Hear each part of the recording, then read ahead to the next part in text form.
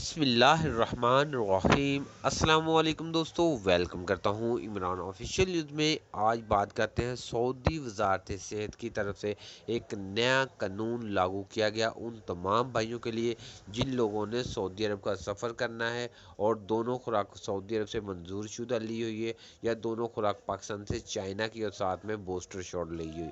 और साथ में एक और ख़बर है, सऊदी में बैठे पाकिस्तान सफ़ीर जनरल बिलाल अकबर, उनने भी एक बहुत अच्छी खबर सुनाई है फ़्लाइट के मतलब। उनके लिए फ़्लाइट ऑपरेशन कब से बहाल किया जा रहा है। एक प्रेस कॉन्फ्रेंस हुई थी, उसमें इन लोगों ने साफ साफ जवाब दे दिया कि इस तरीके से सऊदी अरब में वो पाकिस्तानियों के लिए इजाज़त ले चुके हैं और इस तरीके से सफ़र कर सकते हैं।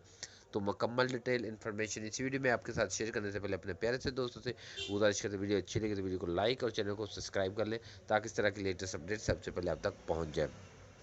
तो सऊदी वजारत सेहत की तरफ से ये कन्फर्म कर दिया गया, जिन लोगों ने पाकिस्तान से चाइना वैक्सीन और साथ में बूस्टर शॉट ली हुई है या सऊदी से मंजूर शुदा दोनों वैक्सीन ली है, वो सऊदी अरब का डायरेक्ट सफ़र कर सकते हैं। अभी तक उनको थर्ड डोज की ज़रूरत नहीं, वो डायरेक्ट सफ़र कर सकते हैं। उन पर कोई नया कानून लागू नहीं किया गया।